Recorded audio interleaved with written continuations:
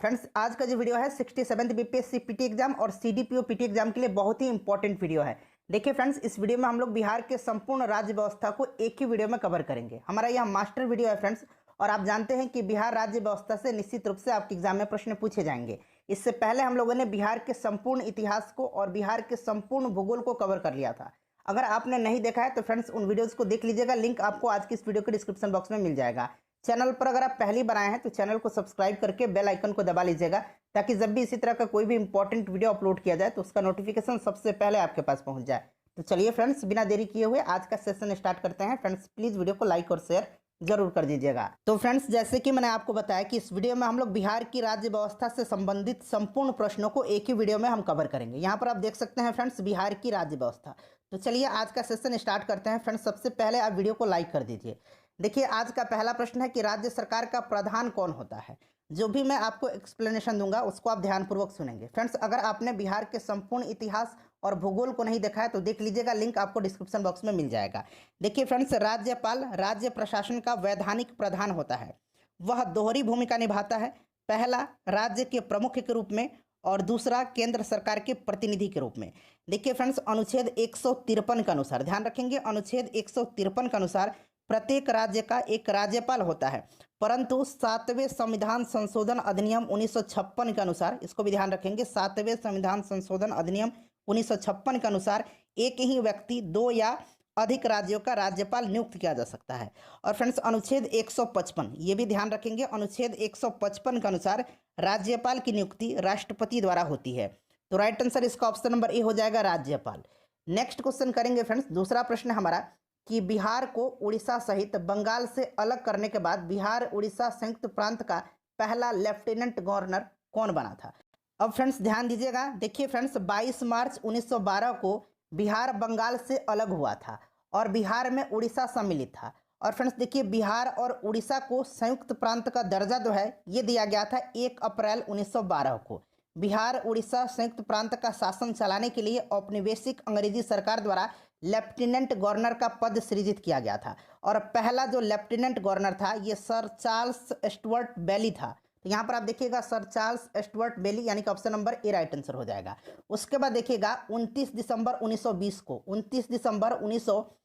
को बिहार उड़ीसा संयुक्त प्रांत के लेफ्टिनेंट गवर्नर का पद समाप्त करके राज्यपाल का पद सृजित किया गया था। 29 दिसंबर 1920 को समाप्त कर दिया गया था लेफ्टिनेंट गवर्नर का पद और राज्यपाल का पद सृजित किया गया था। और इसके तहत जो पहले राज्यपाल बने थे ये लॉर्ड सत्येंद्र प्रसन्न सिन्हा बने थे। ठीक है, ये 29 दिसंबर 1920 से लेकर के 30 नवंबर 1921 तक जो थे ये राज्यपाल रहे थे। उसके बाद देखिए फ्रेंड्स, 1 अप्रैल 1936 को बिहार और उड़ीसा संयुक्त प्रांत से उड़ीसा को अलग प्रांत का दर्जा प्रदान किया गया था, यानी कि बिहार और उड़ीसा अलग हो गए थे 1 अप्रैल 1936 को। उसके बाद देखिएगा, उसके बाद जो राज्यपाल बने थे वो कौन बने थे, तो फ्रेंड्स वो बन गए थे मॉरिस गार्नियर हैलेट। ठीक है, जो कि 1937 से 1938 तक रहे थे। उसके बाद देखिएगा, ये बिहार का मैं बता रहा हूँ। उसके बाद फ्रेंड्स, स्वतंत्रता के बाद बिहार के जो राज्यपाल बने थे 15 अगस्त 1947 को भारत जब स्वतंत्र हुआ तो उस समय जयराम दास दौलत राम बने थे। ये 15 अगस्त 1947 से 11 जनवरी 1948 तक बिहार के पहले राज्यपाल रहे थे। तो इन सबको ध्यान रखना है आपको।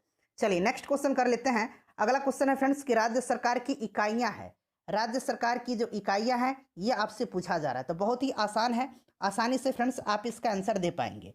तो देखिए ये कौन सी इसकी इकाइयाँ हैं, तो फ्रेंड्स ये 3 मुख्य इकाई हैं, कार्यपालिका, विधायिका और न्यायपालिका। तो यहाँ पर देख लीजिएगा उपरोक्त सभी इसका राइट आंसर हो जाएगा, यानी कि ऑप्शन नंबर इसका डी जो होगा करेक्ट आंसर हो जाएगा। नेक्स्ट क्वेश्चन कर लेंगे। अगला प्रश्न है कि भारतीय संविधान का छठा भाग संबंधित है। भारतीय संविधान का छठा भाग जो है यह किससे संबंधित है बताइए। तो देखिए भाग 5 में संघ है, ये तो याद है ना, भाग 5 में क्या है आपको, संघ है। और भाग 6 में राज्य है, अनुच्छेद 152 से लेकर के अनुच्छेद 237 तक में, इसको भी आप ध्यान रखेंगे। तो ये राज्यों से संबंधित हो जाएगा। उसके बाद नेक्स्ट क्वेश्चन करेंगे कि राज्य का मुख्यमंत्री होता है, राज्य का मुख्यमंत्री होता है। तो ध्यान से सुन लीजिएगा। देखिए फ्रेंड्स, राज्य का जो मुख्यमंत्री होता है वह विधानसभा में बहुमत दल के नेता होता है। ठीक है, विधानसभा में बहुमत दल के नेता को मुख्यमंत्री के रूप में नियुक्त किया जाता है। और देखिए फ्रेंड्स, अगर हम बात करें तो इसकी नियुक्ति अनुच्छेद 164(1) के तहत जो है राज्यपाल के द्वारा किया जाता है।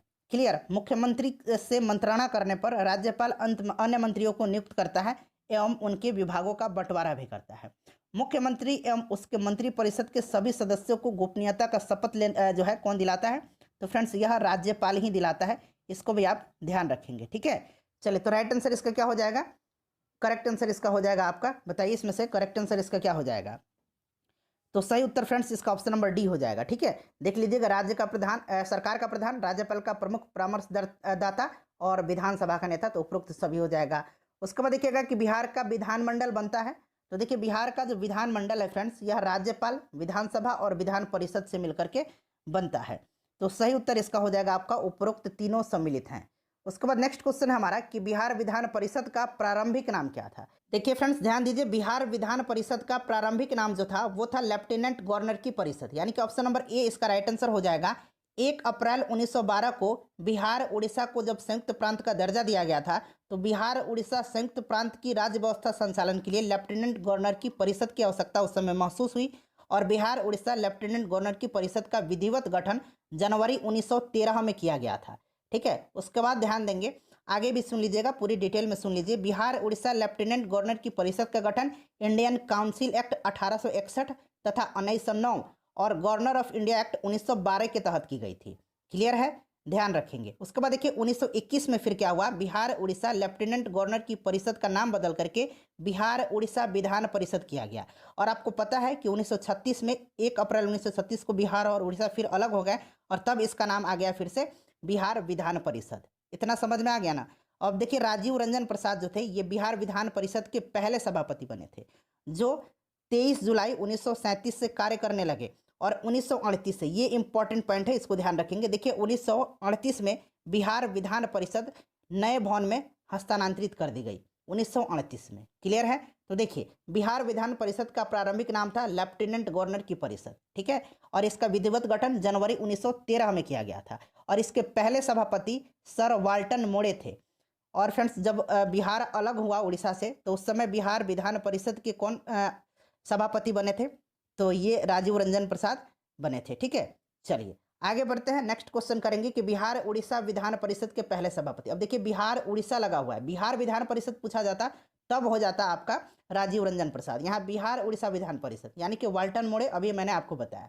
उसके बाद देखिएगा नेक्स्ट क्वेश्चन है कि बिहार विधानसभा के पहले अध्यक्ष कौन थे? बिहार विधानसभा के पहले अध्यक्ष कौन थे? बताइए राइट आंसर इसका क्या हो जाएगा? तो देखिए बिहार विधानसभा के जो पहले अध्यक्ष थे फ्रेंड्स, ये रामदयालु सिंह थे। Option number A right answer हो जाएगा, रामदयालु सिंह, ठीक है, ध्यान रखेंगे। चलिए आगे बढ़ते हैं। देखिए ये 23 जुलाई 1937 से लेकर के 1944 तक ये इस पद पर रहे थे। उसके बाद बिंदेश्वरी प्रसाद वर्मा बने थे 1946 से 1962 तक। स्वतंत्र भारत में अगर पूछा जाए तो ये बिंदेश्वरी प्रसाद हो जाएगा, अन्यथा रामदयालु सिंह बिहार विधानसभा के पहले अध्यक्ष थे। चलिए आगे बढ़ते हैं, नेक्स्ट क्वेश्चन करेंगे कि बिहार उच्च न्यायालय के प्रथम मुख्य न्यायाधीश कौन थे? अच्छा, बिहार का जो उच्च न्यायालय है ये कहाँ पर है फ्रेंड्स? आपको पता है कि ये पटना में है। इसकी स्थापना 9 फरवरी 1916 को हुई थी, 9 फरवरी 1916 को, ये डेट आपको याद रखना है, ठीक है। इसके पहले अगर हम बात करें कि मुख्य न्यायाधीश कौन थे, तो न्यायाधीश सर एडवर्ड चैम्पियर थे, आगे नाम आएगा इनका। देखिए यहाँ पूछा भी गया, वहीं पूछा गया कि मुख्य न्यायाधीश कौन थे, तो सर एडवर्ड चैम्पियर यहाँ पर दिया गया है, इतना ही आप ध्यान रखेंगे। वर्तमान में अगर हम बात करें तो जस्टिस संजय करोल, ठीक है, न्यायाधीश संजय करोल जो हैं ये अभी हैं। चलिए आगे बढ़ते हैं, नेक्स्ट क्वेश्चन कर लेंगे कि उच्च न्यायालय को संविधान के किस अनुच्छेद के तहत अधीनस्थ न्यायालयों और न्यायाधिकरणों पर अधीक्षण का अधिकार होता है? तो देखिए राइट आंसर इसका ऑप्शन नंबर ए हो जाएगा, अनुच्छेद 227। देखिए अनुच्छेद 227 के अनुसार उच्च न्यायालय को अपने राज्य में अधीनस्थ न्यायालयों और न्यायाधिकरणों पर अधीक्षण का अधिकार प्राप्त है। चलिए आगे बढ़ते हैं, नेक्स्ट क्वेश्चन करेंगे। अगला प्रश्न है फ्रेंड्स हमारा कि पटना उच्च न्यायालय की स्थापना, तो मैंने अभी आपको बताया कि 9 फरवरी 1916 को हुई थी, यानी कि ऑप्शन नंबर इसका डी जो होगा करेक्ट आंसर हो जाएगा। उसके बाद नेक्स्ट क्वेश्चन है हमारा कि भारतीय संविधान के 6ठे भाग के अनुच्छेद 163 से 164 तक संबंधित है। 163 से लेकर के 164 तक संबंधित जो है यह किससे है बताइए फ्रेंड्स? तो राइट आंसर इसका हो जाएगा, ये संबंधित है आपका राज्य के मुख्यमंत्री तथा मंत्री परिषद से, यानी कि option number C right answer हो जाएगा। राज्यों के राज्यपाल से जो संबंधित है वो आपका हो जाएगा 153 से लेकर के 162 तक में, ध्यान रखेंगे। उसके बाद देखिए अनुच्छेद 214 से लेकर के, यहाँ मैं लिखता हूँ 214 से लेकर के 232 तक में क्या है, तो 214 से 232 में राज्यों के उच्च न्यायालयों से संबंधित है। उसके बाद राज्य के जो महाधिवक्ता है ये आपका पता है अनुच्छेद 165 में है। क्लियर। चलिए उसके बाद नेक्स्ट क्वेश्चन कर लेंगे कि भारतीय संविधान के छठा भाग, यहाँ छठा भाग बना लीजिए, कि अनुच्छेद 153 से 162 तक संबंधित है। तो अभी मैंने आपको बताया था कि राज्यों के राज्यपाल से संबंधित है। अगला प्रश्न है कि भारतीय संविधान के छठे भाग के अनुच्छेद 166 संबंधित है। तो देखिए फ्रेंड्स 166 जो संबंधित है ये किससे संबंधित है बताइए। तो देखिए 166 जो संबंधित है फ्रेंड्स, यह संबंधित है राज्य सरकार की संचालन से संबंधित है। ठीक है, राज्य सरकार की संचालन से। तो यहाँ ऑप्शन नंबर सी में है, राज्यों की सरकार संचालन से संबंधित है। उसके बाद नेक्स्ट क्वेश्चन है कि अनुच्छेद 213 में उल्लेख है, अनुच्छेद 213 में उल्लेख है, तो अनुच्छेद 213 में राज्यपाल की विधायनी शक्तियों का उल्लेख है। तो राज्यपाल की विधायनी शक्तियां ऑप्शन नंबर ए में दिया गया है। उसके बाद नेक्स्ट क्वेश्चन करेंगे कि अनुच्छेद 167 संबंधित है। अनुच्छेद 167 जो है यह मुख्यमंत्री द्वारा राज्यपाल को सूचना प्रदान करने से संबंधित है। तो राइट आंसर हो जाएगा मुख्यमंत्री द्वारा राज्यपाल को सूचना प्रदान करने से, ऑप्शन नंबर बी हो जाएगा। उसके बाद देखिएगा कि अनुच्छेद 196 से 212 तक में उल्लेख है। तो 196 से 212 तक में जो है राज्य की विधायनी प्रक्रियाओं का उल्लेख है। तो राज्य की विधायनी प्रक्रिया यानी कि ऑप्शन नंबर इसका ये करेक्ट आंसर हो जाएगा। उसके बाद देखिएगा कि केंद्र की सूची में कितने विषय हैं जिसमें केंद्र सरकार को कानून बनाने का अधिकार है। तो देखिए राइट आंसर इसके हिसाब से 97 हो जाएगा। ठीक है, 90 मूलतः जो है 97 है, लेकिन इसमें टोटल अब 100 विषय हैं, ध्यान रखेंगे। उसके बाद देखिए दूसरी सूची किससे संबंधित है। पहली जो है ये संघ सूची है, दूसरी राज्य सूची है, तो ये राज्य सरकार की सूची है। तीसरी समवर्ती सूची है।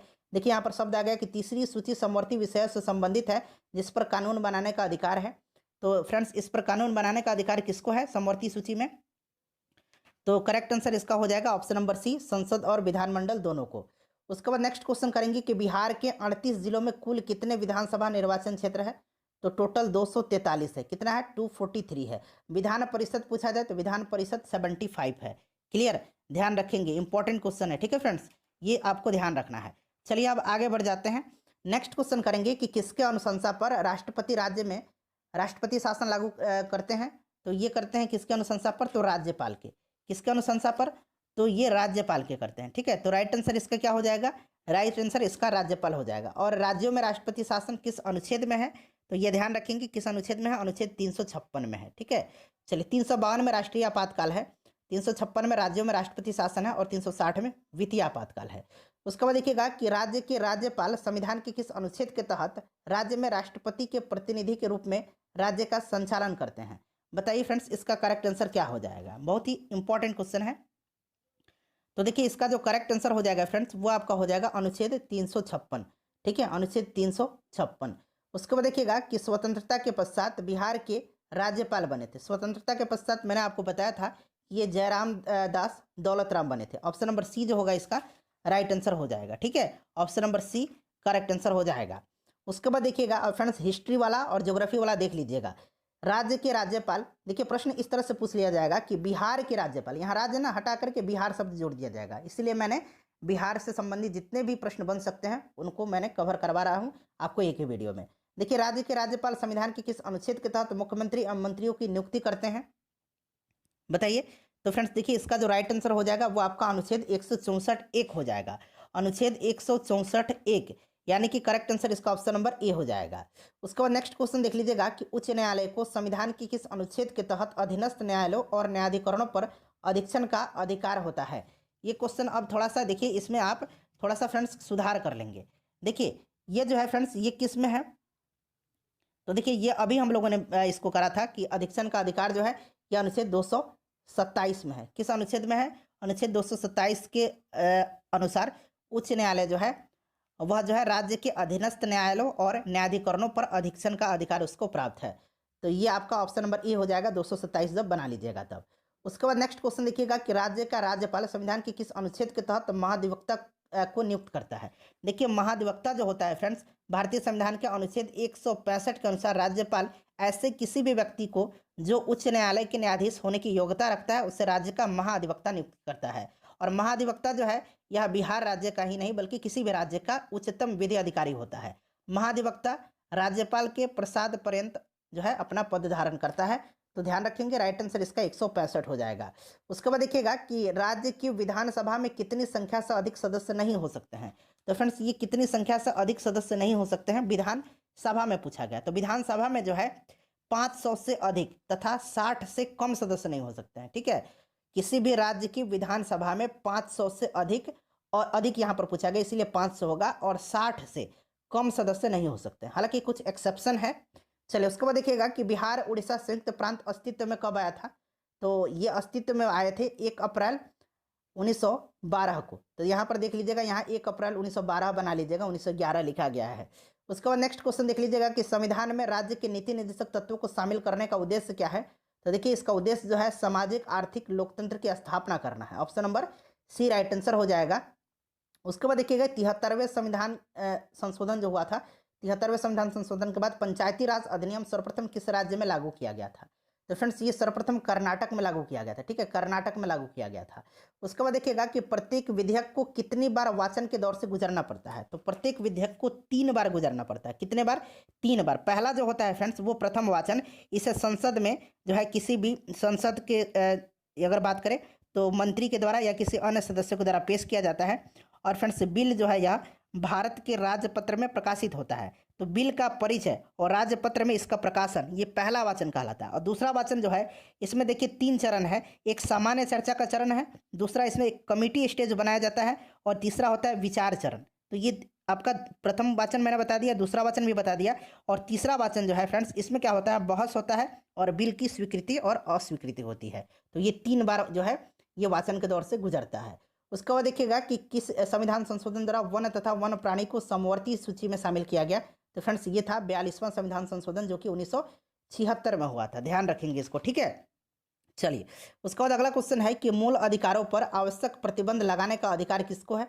तो ये संसद को है। उसके बाद नेक्स्ट क्वेश्चन हमारा कि निम्नलिखित में से कौन सा विषय जो है राज्य सूची में नहीं है। तो देखिए इसमें से राज्य सूची में जो नहीं है, पहले देखिए पुलिस, राजस्व और कारागार, ये राज्य सूची का विषय है। जन्म एवं मृत्यु का पंजीकरण जो है यह जो है राइट आंसर हो जाएगा, यह राज्य सूची का विषय नहीं है। यह जो है फ्रेंड्स यह समवर्ती सूची का विषय है। उसके बाद नेक्स्ट क्वेश्चन हमारा कि पंचायती राज प्रदान करता है। तो पंचायती राज जो है यह प्रदान करता है क्या, बताइए राइट आंसर इसका क्या हो जाएगा।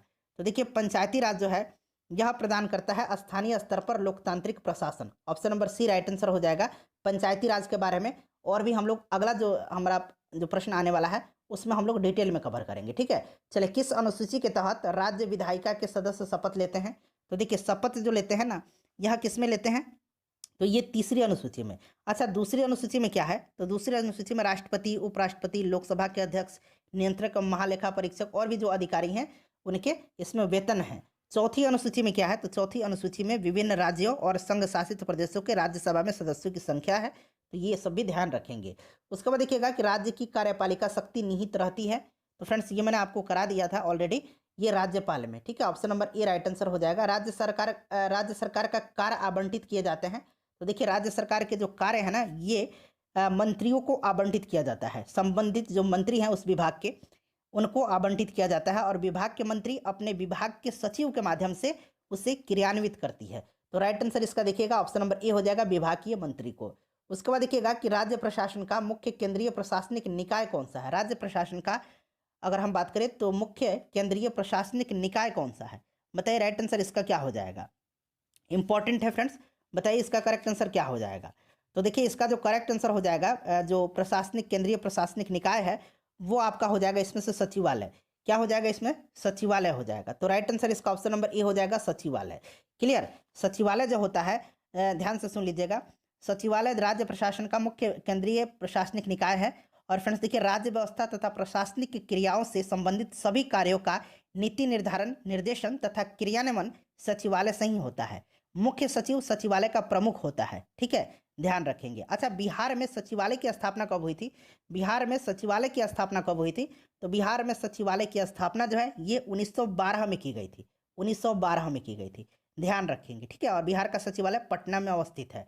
उसके बाद नेक्स्ट क्वेश्चन देखिएगा कि सचिवालय का प्रमुख होता है। तो मैंने अभी आपको बताया था मुख्य सचिव होता है। ऑप्शन नंबर इसका ए राइट आंसर हो जाएगा। सचिवालय का प्रमुख होता है, रिपीट हो गया है सेम क्वेश्चन। तो ये आपका मुख्य सचिव होता है। उसके बाद देखिए बिहार में केंद्रीय सचिवालय की स्थापना कब हुई थी, तो मैंने आपको बता दिया 1912 में हुई थी, और सचिवालय पटना में है। राज्य में पुलिस प्रशासन का प्रमुख कौन होता है? तो फ्रेंड्स ये होता है डीजीपी। डीजीपी यानी कि डायरेक्टर जनरल ऑफ पुलिस, ठीक है, यानी कि यह आरक्षी पुलिस महानिदेशक हो जाएगा। ऑप्शन नंबर इसका जो है सी करेक्ट आंसर हो जाएगा, आरक्षी पुलिस महानिदेशक। चलिए नेक्स्ट क्वेश्चन कर लेंगे कि प्रशासनिक दृष्टि से बिहार को कितने प्रमंडलों में विभाजित किया गया है? तो टोटल 9 प्रमंडल हैं, 9 प्रमंडल में विभाजित किया गया। ध्यान रखेंगे कितने प्रमंडल में? 9 प्रमंडल में विभाजित किया गया है, ठीक है। जिला पूछे 38 जिला है, अनुमंडल पूछेगा कि अनुमंडल कितना है, तो 101 अनुमंडल है। Option number B right answer हो जाएगा। देखिए बिहार में कुल कितने अनुमंडल हैं? तो 101 अनुमंडल हैं। उसके बाद देखिएगा कि सर्किल अधिकारी सीओ का कार्य क्या है? सर्किल अधिकारी का कार्य आपसे पूछा जा रहा है। तो देखिए सर्किल अधिकारी का कार्य भू राजस्व संबंधी, भू रिकॉर्ड रखने संबंधी और अधिकृत भूमि की सुरक्षा। तो ऑप्शन नंबर डी उपरोक्त सभी हो जाएगा। उसके बाद देखिएगा कि बिहार में सबसे निचले स्तर पर प्रशासनिक इकाई कौन सी है? तो सबसे निचले स्तर पर जो प्रशासनिक इकाई है वो कौन सी है बताइए? तो फ्रेंड्स ये जो है ये आपका ग्राम पंचायत है। ऑप्शन नंबर सी इसका राइट आंसर हो जाएगा, ग्राम पंचायत है, ठीक है।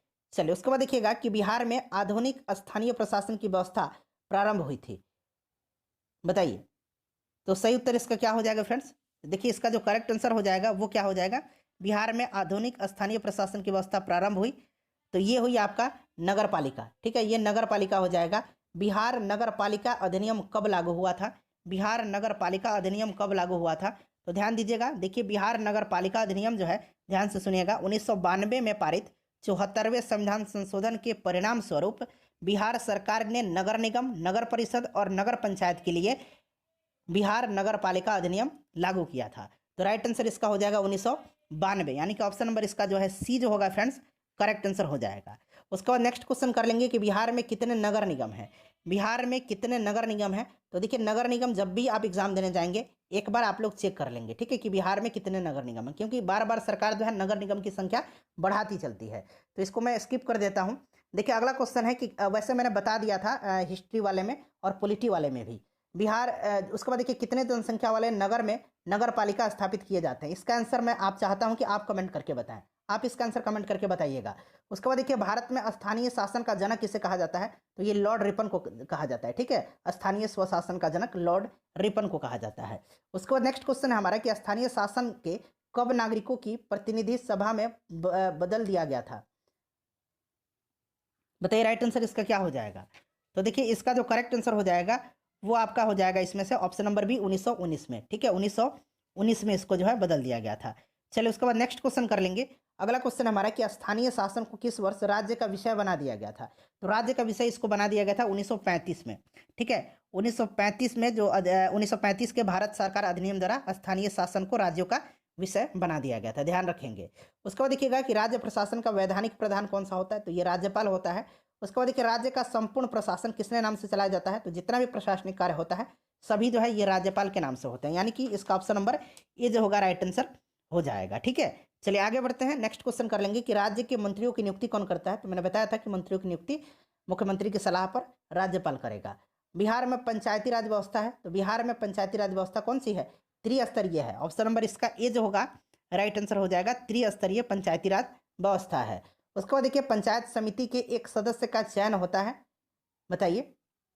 तो फ्रेंड्स ये आपका हो जाएगा कि 5000 की आबादी पर, ऑप्शन नंबर ए हो जाएगा। उसके बाद देखिए जिला परिषद के एक सदस्य का चुनाव कितने आबादी पर किया जाता है? तो ये किया जाता है 50,000। उसके बाद देखिएगा कि बिहार पंचायती राज अधिनियम 2006 के अंतर्गत त्रिस्तरीय पंचायतों के स्थानों या पदों से में सभी कोटियों की महिलाओं को कितने प्रतिशत आरक्षण की व्यवस्था की गई है? तो ये 50%, और बिहार ऐसा पहला राज्य बना था। उसके बाद देखिएगा कि पंचायतों में अति पिछड़े वर्ग को कितने प्रतिशत आरक्षण की व्यवस्था की गई है? तो फ्रेंड्स ये कितना किया गया है? तो देखिए ये किया गया है आपका 20%, यानी कि ऑप्शन नंबर इसका ए राइट आंसर हो जाएगा। उसके बाद देखिए नगर पालिकाओं में संवैधानिक दर्जा प्रदान करने के लिए 74वां संविधान संशोधन किया गया था, यह कब से प्रभावी हुआ? तो देखिए फ्रेंड्स यह जो प्रभावी हुआ यह आपसे पूछा जा रहा है कि यह कब से प्रभावी हुआ, तो बताइए राइट आंसर इसका क्या हो जाएगा? तो देखिए फ्रेंड्स ये जो प्रभावी हुआ था यह प्रभावी हुआ था 1 जून 1993 से। कब से प्रभावी हुआ? तो ये प्रभावी हुआ था 1 जून 1993 से, ठीक है। चलिए आगे बढ़ते हैं, नेक्स्ट क्वेश्चन कर लेंगे आप। 1 जून 1993 से यह प्रभावी हुआ था, याद रखेंगे, ठीक है। और इस अधिनियम द्वारा नगर पालिकाओं को संवैधानिक दर्जा दिया गया था। अगला क्वेश्चन है हमारा कि पटना नगर निगम स्थापित हुआ था। तो ध्यान से सुनिए, पटना नगर निगम की स्थापना जो है यह कब की गई थी? तो फ्रेंड्स देखिए पटना नगर निगम की स्थापना जो है यह आपका किया गया था कब? तो सही आंसर इसका हो जाएगा आपका ऑप्शन नंबर ए 15 अगस्त 1952 को। Option number A right answer इसका हो जाएगा। उसके बाद देखिए प्राचीन काल में ग्राम के मुखिया को क्या कहा जाता था? प्राचीन काल में ग्राम का जो मुखिया होता था उसको ग्रामीणी कहा जाता था।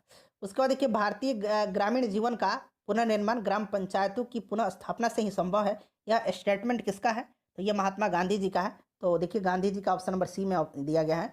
उसके बाद देखिए कि पंचायती राज व्यवस्था की क्रियान्वयन हेतु बलवंत राय मेहता समिति का गठन किस वर्ष किया गया था? बताइए।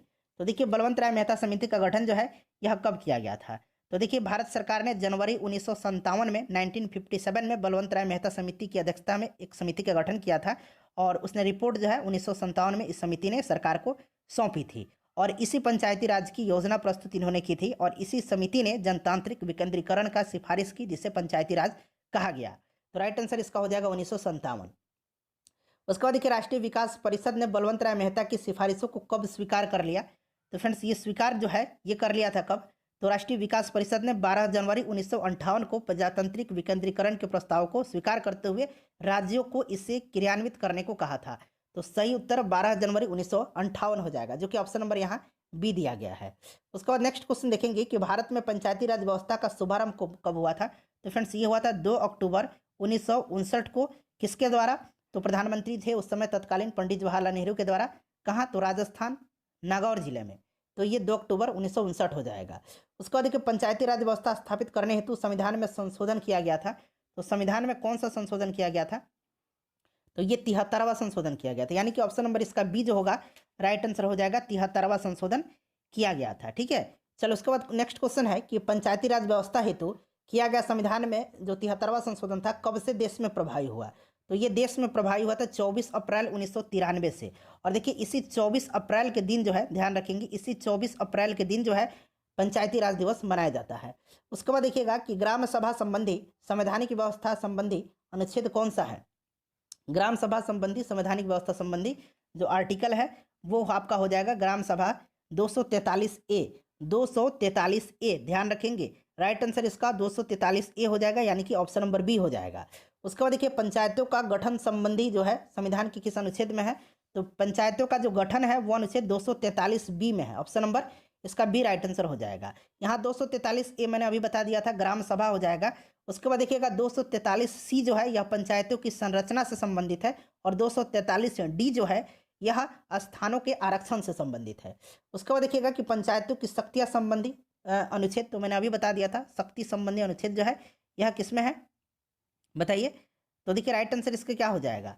तो देखिए फ्रेंड्स इसका जो करेक्ट आंसर हो जाएगा वो आपका हो जाएगा इसमें से ऑप्शन नंबर ए। ठीक है, 243 जी हो जाएगा। 243 जी में पंचायतों की शक्तियां, प्राधिकार और उत्तरदायित्व है। क्लियर? 243 यहाँ पर एच जो है इसमें क्या है? तो पंचायतों द्वारा कर अधिरोपित करने की शक्तियां और उनकी निधियां हैं, कर यानी कि टैक्स। उसके बाद करेंगे 243 आई, इसमें पंचायतों द्वारा जो है वित्तीय स्थिति को पुनर्जीवित करने के लिए आयोग का गठन है। उसके बाद देखिए 243 जे जो है ये पंचायतों के लेखाओं की संपरीक्षा से संबंधित है। ठीक है, और 243 के जो होगा वो पंचायतों के निर्वाचन से संबंधित है। क्लियर? तो ये सब ध्यान रखना है आपको। उसके बाद देखिएगा कि बिहार में त्रिस्तरीय पंचायती राज व्यवस्था कब से काम करना शुरू किया? तो फ्रेंड्स ये कब से काम करना शुरू कर दिया था? तो ये किया था आपका 2001 से।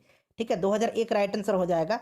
ग्राम सभा है, ग्राम सभा जो है ध्यान से सुनिए, ग्राम सभा क्या है? तो ग्राम सभा जो है यह पंचायती राज की बुनियादी तथा सबसे बड़ी सभा है जिसके सदस्य गांव के मतदाता होते हैं और यह एक अस्थाई सभा होता है। ठीक है, अस्थाई सभा है। और देखिए ग्राम सभा के लिए अगर हम बात करें तो इसके दिए गए किसी भी निर्णय अन्य संस्था द्वारा परिवर्तित नहीं किया जा सकता है। तो ये एक अस्थाई सभा है। ऑप्शन नंबर ए हो जाएगा राइट आंसर इसका। उसके बाद देखिएगा कि क्या ग्राम सभा के निर्णय को किसी अन्य संस्था द्वारा परिवर्तित किया जा सकता है? तो अभी मैंने बताया था किसी भी अन्य संस्था द्वारा परिवर्तित नहीं किया जा सकता है, तो नहीं हो जाएगा। उसके बाद देखिए पंचायत समिति में कितने अस्थाई समितियां होते हैं? तो देखिए पंचायत समिति में टोटल 7 अस्थाई समिति। ये कौन कौन से हैं? तो देखिए सामान्य अस्थाई समिति है, वित्त अंकेक्षक तथा योजना समिति है, उत्पादन समिति है, सामाजिक न्याय समिति है, शिक्षा समिति है, लोक स्वास्थ्य परिवार कल्याण एवं ग्रामीण सुरक्षा समिति है और लोक निर्माण समिति है। तो ये टोटल 7 अस्थाई समिति है पंचायत समिति की, ध्यान रखेंगे। उसके बाद देखिएगा कि त्रिस्तरीय पंचायती राज व्यवस्था में महिलाओं के लिए कितने प्रतिशत आरक्षण निर्धारित है? तो ये 50% हो जाएगा। बिहार के संदर्भ में बात की जा रही है, तो 50% इसका राइट आंसर हो जाएगा। क्लियर है? चलिए, उसके बाद देखिएगा कि संविधान के किस अनुच्छेद में यह प्रावधान है कि राज्य सरकारों के द्वारा वित्तीय ब्यौरा प्रस्तुत करना अनिवार्य है? तो फ्रेंड्स, यह आपका अनुच्छेद 200, ये किस में है? अनुच्छेद 202 में है। तो ऑप्शन नंबर इसका ए राइट आंसर हो जाएगा, अनुच्छेद 202 में है। सुन लीजिए ध्यान से। देखिए फ्रेंड्स, अनुच्छेद 202 जो है इसमें है यह कि राज्य सरकारों द्वारा वित्तीय ब्यौरा प्रस्तुत करना अनिवार्य है, जिसे कि वार्षिक वित्तीय विवरण कहा जाता है। इससे सामान्य बजट भी कहा जाता है। क्लियर? देखिए, अनुच्छेद 267 जो है, राज्य का विधानमंडल विधि द्वारा अग्रदाय के रूप में एक आकस्मिक निधि की स्थापना करेगा। ठीक है, जिसको कि राज्य आकस्मिकता निधि कहा जाता है। उसके बाद देखिएगा 269 जो है फ्रेंड्स, यह केंद्र द्वारा लेवी परंतु पूर्ण रूप से अथवा आंशिक रूप से राज्यों को वितरित है। उसके बाद देखिए अनुच्छेद 270 जो है, यह संघ द्वारा राज्यों में आयकर का अनिवार्य बंटवारा है। ठीक है, इसी के तहत। उसके बाद देखिएगा कि राज्य सरकार द्वारा प्राप्त समस्त राजस्व इसके द्वारा प्राप्त सारे ऋण और ऋण अदायगी के रूप में प्राप्त सारी रकम को किस निधि में रखा गया है? तो ये कौन सी निधि में रखा गया है फ्रेंड्स? बताइए राइट आंसर इसका क्या हो जाएगा? तो करेक्ट आंसर इसका हो जाएगा ऑप्शन नंबर बी। ठीक है, यानी कि संचित निधि में रखा गया, ऑप्शन नंबर बी हो जाएगा। उसके बाद देख लीजिएगा कि संविधान के किस अनुच्छेद के तहत प्रत्येक वित्त वर्ष के लिए राज्य सरकार की अनुमानित आय एवं व्यय का विवरण विधानसभा में प्रस्तुत करना होता है? तो सही उत्तर इसका क्या हो जाएगा? सही उत्तर इसका हो जाएगा अनुच्छेद 202। ठीक है, अनुच्छेद 202 अभी मैंने आपको बताया। उसके बाद देखिएगा कि संविधान के किस अनुच्छेद के तहत राज्य सरकार द्वारा प्राप्त सारी राशियों को लोकलेखा में रखा जाता है? तो ये रखा जाता है, बताइए। तो फ्रेंड्स, ये रखा जाता है आपका अनुच्छेद 266(2) के तहत। ऑप्शन नंबर बी हो जाएगा राइट आंसर। उसके बाद देखिए समग्र संसाधन अंतराल व्यक्त होता है। तो फ्रेंड्स, ये होता है किसके रूप में? तो फ्रेंड्स, ये आपका हो जाएगा सकल राजकोषीय घाटे। ठीक है, ऑप्शन नंबर इसका ए राइट आंसर हो जाएगा। 11वीं पंचवर्षीय योजना, इसका समय 2007 से 2012 तक था, के दौरान किस राज्य की आर्थिक विकास दर सबसे अधिक थी? ये बिहार हो जाएगा। उसके बाद देखिएगा कि राज्य सरकार की राजस्व प्राप्तियों में योगदान रहता है, तो इन सभी का रहता है, कर का भी और गैर कर का भी और केंद्रीय अनुदान का भी। उसके बाद देख लीजिएगा कि बिहार सरकार के ऋणों में मूलधन की अदायगी होती है। मूलधन की जो अदायगी होती है वो आपसे पूछा जा रहा है, बताइए राइट आंसर इसका क्या हो जाएगा? तो फ्रेंड्स, ये हो जाएगा आपका पूंजी लेख, ऑप्शन नंबर ए हो जाएगा। उसके बाद देखिएगा कि जब सरकार की आय उसकी आय से अधिक हो जाता है, तो बजट में इस प्रकार के घाटे को पूरा करने के लिए जो व्यवस्था अपनाई गई है उससे क्या कहा जाता है? बताइए, उसको क्या कहा जाता है? तो उसको कहा जाता है हीनहार्थ प्रबंधन, यानी कि घाटा हीनहार्थ प्रबंधन, ऑप्शन नंबर ए। उसके बाद देखिएगा कि वार्षिक वित्तीय विवरण राज्य सरकार की आय एवं भुगतान को कितने भागों में दिखाया जाता है? कितने भागों में दिखाया जाता है? तो ये दिखाया जाता है 3 भाग में। उसके बाद नेक्स्ट क्वेश्चन है हमारा कि समेकित कोष कहलाती है। समेकित कोष जो है, यह सभी प्रकार का राजस्व, लिए गए ऋण और ऋणों की वसूली, तो उपयुक्त तो सभी हो जाएगा। उसके बाद देखिएगा कि राज्य सरकार की राजकोषीय नीति प्रकट होती है। सरकार की राजकोषीय नीति प्रकट होती है, तो ये आपका हो जाएगा बजट से, option number A right answer हो जाएगा। उसके बाद देखिए बजट क्या है? तो देखिए बजट जो है फ्रेंड्स, यह आपका है सरकार के अनुमानित आय व्यय का वार्षिक विवरण होता है, ऑप्शन नंबर सी हो जाएगा। मैंने स्टार्टिंग में ही आपको बता दिया था। भारतीय संविधान के किस अनुच्छेद के तहत राज्यों को केंद्र सरकार द्वारा उद्गृहित और संग्रहित कर में हिस्सा प्राप्त होता है?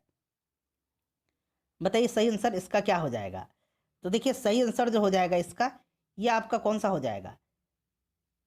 तो ये आपका हो जाएगा अनुच्छेद 270। ठीक है, ध्यान रखेंगे। उसके बाद देख लीजिएगा कि संविधान में प्रत्येक राज्य के लिए व्यवस्था की गई है। तो ये व्यवस्था जो है ये की गई है किसकी? तो लोकलेखा की भी, आकस्मिक निधि की भी और संचित निधि की, तो उपरोक्त सभी हो जाएगा। बजट में विभाजित किया जाता है, बजट में विभाजित किया जाता है, तो राजस्व खाता और पूंजीगत खाता, बजट के विभाजित किया जाता है, तो ये दोनों हो जाएगा। उसके बाद देखिएगा कि सरकार के व्यय को विभाजित किया जाता है, तो ये उपयुक्त सभी, इसका भी राइट आंसर हो जाएगा। उसके बाद नेक्स्ट क्वेश्चन कर लेंगे। देखिए करों के प्रकार हैं, तो उपयुक्त सभी है। ठीक है, ध्यान रखेंगे। बजट के प्रकार होते हैं, तो बजट के जो प्रकार होते हैं वो कौन कौन से हो जाएंगे?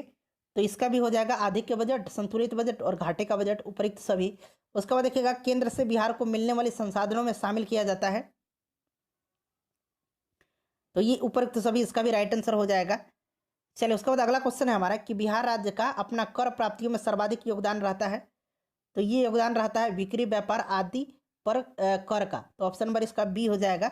ठीक है, चलिए उसके बाद नेक्स्ट क्वेश्चन कर लेंगे। अगला क्वेश्चन है हमारा कि भारतीय संविधान के किस अनुच्छेद के तहत राज्यों को केंद्र सरकार की सहायता अनुदान प्राप्त होता है। तो फ्रेंड्स ये होता है आपके अनुच्छेद 275। Option number B right answer हो जाएगा। तो फ्रेंड्स सभी के सभी हम लोगों ने प्रश्नों को कवर कर लिया। वीडियो को लाइक कर दीजिएगा।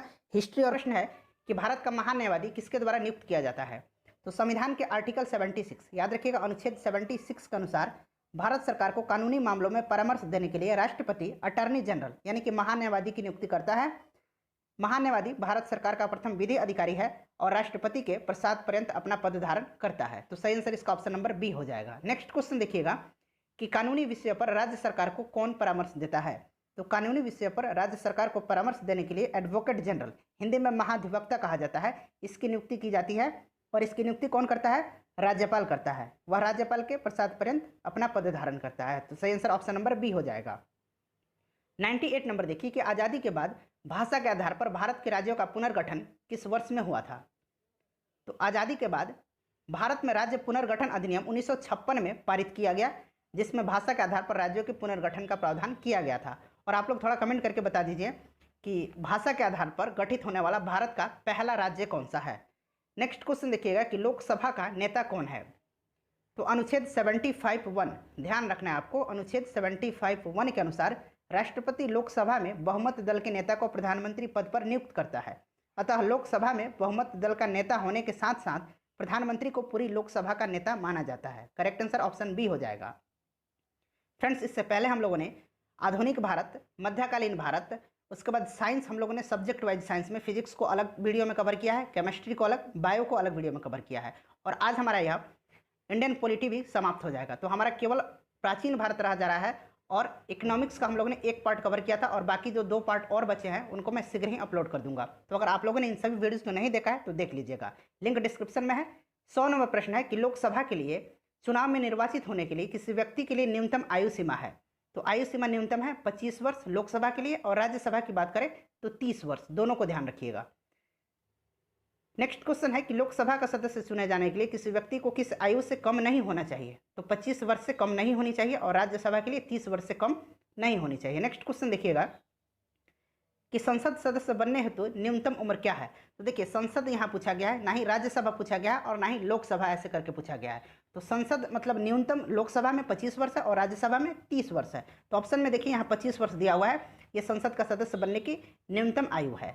नेक्स्ट क्वेश्चन देखिएगा कि लोकसभा चुनाव का कोई प्रत्याशी अपना जमानत खो देता है यदि उससे प्राप्त न हो सके। तो जन प्रतिनिधित्व अधिनियम 1951, जन प्रतिनिधित्व अधिनियम 1951 की धारा 158 के तहत चुनाव में यदि कोई व्यक्ति वैध मतों का 1/6 जो भाग है प्राप्त नहीं कर सकता तो उसकी जो है जमानत अपनी खो देता है। तो सही आंसर इसका देखिए 1/6 हो जाएगा। तो प्रश्न में इसका आंसर नहीं दिया हुआ है, तो सही आंसर हो जाएगा ऑप्शन डी, उपरोक्त में से कोई नहीं। 104 नंबर देखिए कि लोकसभा में राज्यवार सीटों का आवंटन सन 1971 की जनगणना पर आधारित है। यह ध्यान रखिएगा 1971 की जनगणना पर आधारित है। यह निर्धारण किस वर्ष तक यथावत रहेगा। यह जो निर्धारण है वर्ष 2026 तक यथावत रहेगा। नेक्स्ट क्वेश्चन देखिएगा कि वर्तमान लोकसभा में प्रत्येक राज्य के लिए स्थानों का आवंटन आधारित है। तो अभी मैंने बताया था कि आपको ध्यान रखना है सन 1971 की जनगणना पर। ऑप्शन नंबर सी जो होगा करेक्ट आंसर हो जाएगा। और फ्रेंड्स आपका एक शेयर और एक लाइक जो है मुझे काफ़ी मोटिवेट करता है, तो प्लीज़ वीडियो को लाइक और शेयर जरूर कीजिएगा। आपसे निवेदन है वीडियो को शेयर और लाइक जरूर कर दीजिएगा। निम्नलिखित राज्यों में से किसकी राज्य विधानसभा में सदस्यों की संख्या अधिक है। तो देखिए वैसे तो देखा जाए तो सबसे अधिक जो है विधानसभा सीटों की संख्या उत्तर प्रदेश में है, 403 है, लेकिन प्रश्न में से आपको बताने हैं। तो प्रश्न में जो है हिमाचल प्रदेश के पास सबसे ज़्यादा विधानसभा की सीटें हैं। कितनी है हिमाचल प्रदेश में? तो हिमाचल प्रदेश में 68 है। नेक्स्ट क्वेश्चन देखिएगा कि लोकसभा में आंग्ल भारतीय समुदाय के सदस्य मनोनीत करने की शक्ति किसके पास है। लोकसभा में पूछा जा रहा है, तो ये किसके पास है? यह है भारत के राष्ट्रपति के पास। ऑप्शन नंबर बी जो हो जाएगा करेक्ट आंसर हो जाएगा। आर्टिकल 331 के तहत यह अनुच्छेद आपको ध्यान रखना है। क्लियर है? चलिए नेक्स्ट क्वेश्चन देखिएगा। और 2 व्यक्तियों को मनोनीत कर सकता है राष्ट्रपति। भारतीय संविधान के किस अनुच्छेद के अंतर्गत लोकसभा में अनुसूचित जातियों के आरक्षण का प्रावधान किया गया है। तो ये किया गया है अनुच्छेद 330 के तहत। ऑप्शन नंबर ए जो होगा करेक्ट आंसर इसका हो जाएगा। ठीक है फ्रेंड्स, अनुच्छेद 331 में अभी मैंने बताया कि राष्ट्रपति जो है लोकसभा में आंग्ल भारतीय समुदाय के 2 सदस्यों को मनोनीत कर सकता है। नेक्स्ट क्वेश्चन देखिएगा। अगला क्वेश्चन है हमारा कि लोकसभा को कार्यकाल पूरा होने से पहले भंग किया जा सकता है। तो ये प्रधानमंत्री की सिफारिश पर राष्ट्रपति के द्वारा, यानी कि ऑप्शन डी जो होगा सही आंसर हो जाएगा। नेक्स्ट क्वेश्चन देखिए, और जिन लोगों ने पार्ट 1 नहीं देखा है प्लीज़ आप पार्ट 1 को जरूर देख लीजिएगा ताकि आपका पूरा जो है पॉलिटी वो कवर हो जाए। 110 नंबर प्रश्न है कि लोकसभा को उसके कार्यकाल की समाप्ति के पूर्व ही भंग किया जा सकता है। सेम प्रश्न है, तो राष्ट्रपति द्वारा मंत्रिपरिषद की सलाह पर। ऑप्शन नंबर सी जो होगा इसका सही आंसर हो जाएगा। नेक्स्ट क्वेश्चन देखिएगा, लोकसभा के कम से कम कितने सत्र बुलाए जाते हैं? तो आर्टिकल 85(1) के तहत, आर्टिकल 85(1) के तहत लोकसभा की एक सत्र की बैठक की अंतिम सत्र और आगामी सत्र की बैठक के बीच 6 मास, ठीक है, ये याद रखना है आपको, 6 मास से अधिक का अंतर नहीं होना चाहिए। इस प्रकार से कम वर्ष में 2 सत्र बुलाए जाते हैं। तो सही आंसर इसका हो जाएगा ऑप्शन नंबर बी। नेक्स्ट देखिएगा, कौन सा राज्य सबसे अधिक प्रतिनिधित्व लोकसभा में भेजता है? तो सबसे अधिक जो भेजता है वो इस प्रश्न के अनुसार आपको बताना है। तो सबसे अधिक भेजता है उत्तर प्रदेश, यानी कि ऑप्शन नंबर डी जो हो जाएगा इसका करेक्ट आंसर हो जाएगा। नेक्स्ट क्वेश्चन देखिएगा, जहां तक लोकसभा में प्रतिनिधित्व का प्रश्न है, कौन से राज्य दूसरे और तीसरे दर्जे पर हैं? तो देखिए ये प्रश्न जो पूछा गया है 1994 में पूछा गया है, ठीक है। उसके बाद क्या हुआ कि बिहार से झारखंड अलग हो जाता है। उस समय जब झारखंड बिहार में था तो लोकसभा की सीटों की संख्या 54 थी, लेकिन हुआ क्या कि झारखंड जब अलग हो जाता है तो बिहार के पास कितनी सीटें रह गई? आप लोग कमेंट करके बताइए, मैं ही बता देता हूँ। चलिए 40 सीटें हैं, ठीक है। तो उस समय के जो ये प्रश्न पूछे गए हैं उसके अनुसार इसका आंसर जो हो जाता ऑप्शन ए हो जाता। क्लियर है। लेकिन अब जो है प्रथम स्थान पर उत्तर प्रदेश तो है ही पहले, दूसरा स्थान पर महाराष्ट्र आ गया है, तीसरा स्थान पर पश्चिम बंगाल आ रहा है, और अब बिहार का स्थान जो है, अब बिहार का सीट जो 40 हो गया है, ठीक है। तो इस तरह से इसमें से कोई भी आंसर अभी के परिदृश्य में अगर देखा जाए तो करेक्ट नहीं है। नेक्स्ट देखिएगा कि लोकसभा का पहला आम चुनाव कब हुआ था? तो पहला आम चुनाव जो है ये 1954 में हुआ था, यानी कि ऑप्शन नंबर बी डी जो होगा इसका, माफ कीजिएगा 1952 में हुआ था, ऑप्शन नंबर बी जो होगा इसका करेक्ट आंसर हो जाएगा, ठीक है फ्रेंड्स। 1951-52 में हुआ था, तो 1952 आप यहाँ ऑप्शन नंबर बी है सही आंसर। नेक्स्ट क्वेश्चन देखिएगा कि राज्यसभा में राज्यों को प्रतिनिधित्व निम्नलिखित में से किसके आधार पर दिया जाता है? तो ये दिया जाता है उनकी जनसंख्या के अनुपात के स्थान। ऑप्शन नंबर बी जो होगा सही आंसर हो जाएगा। 116 नंबर देखिए, राज्यसभा के सदस्य चुने जाते हैं। तो राज्यसभा के सदस्य जो हैं ये 6 वर्षों के लिए चुने जाते हैं। क्लियर है, 6 वर्ष के लिए चुने जाते हैं। राज्यसभा को अस्थायी सदन कहते हैं, क्योंकि राज्यसभा को अस्थायी सदन कहते हैं क्योंकि इसे कभी भी विघटित नहीं किया जा सकता है। देखिए ये प्रश्न 2 बार पूछा गया है, ऑप्शन नंबर बी जो होगा इसका करेक्ट आंसर हो जाएगा। क्वेश्चन नंबर 118 है कि राज्यसभा को भंग करने का अधिकार किसके पास है, किसे प्राप्त है? तो राज्यसभा जो है एक अस्थायी सदन है, यह कभी भी भंग नहीं किया जा सकता है। तो इस तरह से सही आंसर हो जाएगा उपयुक्त में से कोई नहीं। राष्ट्रपति द्वारा राज्यसभा में कितने व्यक्ति मनोनीत किए जाते हैं? तो 12 व्यक्ति जो है मनोनीत किए जाते हैं। ऑप्शन नंबर सी जो होगा करेक्ट आंसर हो जाएगा। लोकसभा में 2 व्यक्ति। अगला क्वेश्चन है कि राज्यसभा का चेयरमैन कौन है? तो राज्यसभा का चेयरमैन भारत के उपराष्ट्रपति होते हैं। ऑप्शन नंबर ए जो होगा करेक्ट आंसर हो जाएगा। आर्टिकल 64 के अनुसार जो है भारत का उपराष्ट्रपति राज्यसभा का पदेन सभापति होता है। लोकसभा के स्पीकर का निर्वाचन होता है। लोकसभा के स्पीकर का जो निर्वाचन होता है वह होता है लोकसभा के सभी सदस्यों के द्वारा। ऑप्शन नंबर सी जो होगा करेक्ट आंसर हो जाएगा। और ध्यान रखिएगा लोकसभा का स्पीकर जो है यह शपथ ग्रहण नहीं करता है। आपसे प्रश्न में पूछा जा सकता है कि लोकसभा के स्पीकर को शपथ कौन दिलाता है, तो ध्यान रखिएगा यह शपथ ग्रहण नहीं करता है। नेक्स्ट क्वेश्चन देखिएगा कि लोकसभा के वर्तमान उपाध्यक्ष कौन है?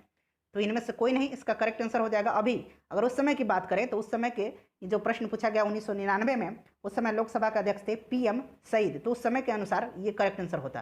लेकिन वर्तमान में कोई नहीं है, तो ऑप्शन डी इसका करेक्ट आंसर हो जाएगा। संसद के 2 सत्रों के बीच आधिकारिक अंतराल होना चाहिए। तो अभी हम लोगों ने कवर किया है कि 6 महीने का। ऑप्शन नंबर बी जो होगा इसका करेक्ट आंसर हो जाएगा 6 महीने। 124 नंबर है कि राजनीतिक शब्दावली में शून्यकाल का अर्थ है। तो प्रश्नकाल और सभा पटल पर पत्र रखे जाने के तत्काल पश्चात तथा किसी सूचीबद्ध कार्य को सभा द्वारा शुरू करने के पहले का समय जो लोकप्रिय नाम है उसका शून्यकाल है। तो देखिए इस प्रश्न में कोई भी आंसर सही नहीं दिया हुआ है। क्लियर है। चलिए नेक्स्ट क्वेश्चन देखिएगा कि आम आदमी पार्टी है। तो आम आदमी पार्टी जो है यह किस प्रकार की पार्टी है? तो इसका जो करेक्ट आंसर हो जाएगा, देखिए यह जो है आम आदमी पार्टी एक पंजीकृत पार्टी है, एक राज्य पार्टी है तथा एक क्षेत्रीय पार्टी भी है। तो सही आंसर हो जाएगा उपयुक्त में से एक से अधिक हो जाएगा। चलिए अगला क्वेश्चन देखिएगा। नेक्स्ट क्वेश्चन है कि संसद के दोनों सदनों का संयुक्त अधिवेशन आयोजित होता है। तो भारत के राष्ट्रपति के निर्वाचन के लिए, बताइए गलत है ये। भारत के उपराष्ट्रपति के निर्वाचन के लिए, ये भी गलत है। संविधान में संशोधन से संबंधित विधेयक को पारित करने के लिए, ये भी गलत है। चौथा नंबर देखिए, एक विधेयक पर विचार करने और उसे पारित करने के लिए जिस पर दोनों सदन में मतभेद हो, बिल्कुल करेक्ट है। और यही जो होगा इसका आंसर हो जाएगा, ऑप्शन में देखिएगा केवल 4 जो होगा इसका आंसर हो जाएगा। क्लियर है। और संविधान के अनुच्छेद 108 के अनुसार संसद के दोनों सदनों का संयुक्त अधिवेशन तब आयोजित होता है जब किसी विधेयक पर विचार करने और उसे पारित करने में दोनों सदनों में मतभेद हो। फ्रेंड्स, वीडियो को लाइक और शेयर जरूर कीजिएगा। भारतीय राजनीतिक व्यवस्था में इनमें से कौन सर्वोच्च है? तो सर्वोच्च जो है वह हमारा संविधान है। ऑप्शन नंबर बी जो होगा करेक्ट आंसर हो जाएगा। दिल्ली है। दिल्ली आप सभी को पता है कि एक केंद्र शासित प्रदेश है। Option number B correct answer हो जाएगा। सिक्किम भारत का राज्य बनाया गया था। ये मोस्ट इंपॉर्टेंट क्वेश्चन है, ये बार बार रिपीट होता है प्रश्न।